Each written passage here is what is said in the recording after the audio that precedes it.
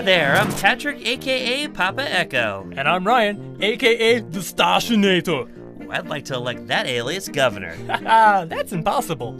Even so, special thanks to Toybox TV viewer Harrison Peliquin for my special moniker this week.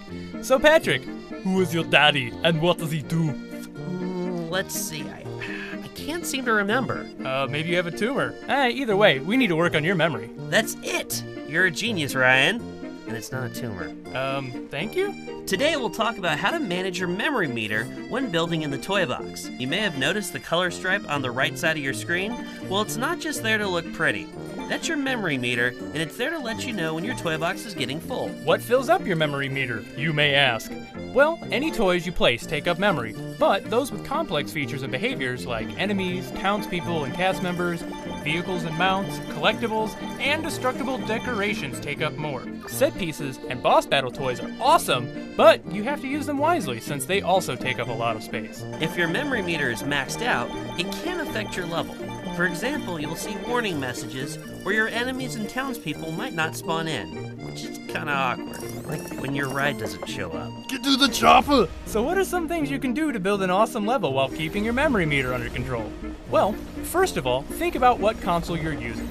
Older consoles are less powerful and will have less memory available than newer consoles. If you're building on a newer console, you'll have more memory to build with, but keep in mind that players using older consoles might experience problems playing your level. It's also a good idea to plan your level in gameplay phases. If the first phase of your gameplay has a lot of enemies to battle, you can require the player to defeat them all, or you can have logic set up to their enemy generator to remove any remaining when the phase is done. Otherwise, you could have lots of enemies wandering around your level and taking up memory when the player's not even battling them. That's lame. The same technique applies to townspeople and cast members with their friend generators. If a townsperson or cast member gives you a mission and you don't need to interact with them ever again, you can set the logic to remove them. Then, as your toy box progresses to the next phase of gameplay, you can start fresh. And here's another tip.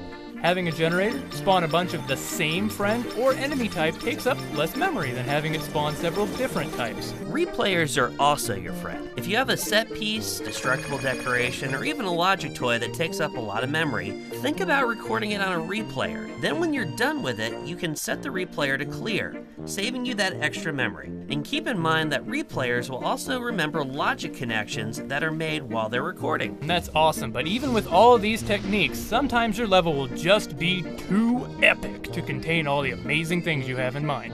Well, when that's the case, you can always break your level into 2 or more separate toy boxes that are connected with toy box doors. You can check out our full tutorial on toy box doors in the tips and tricks playlist. Wow, thanks to all these ideas, I think I finally have my memory back. Which reminds me, my house has been on fire this entire time. I should probably go back and do something about that. I'll be back. Okay, that's it for this time. Leave any questions as well as any ideas for my alias in the comments below. Also, be sure to check out our other tips and tricks videos for more great ideas. Hasta la vista, baby.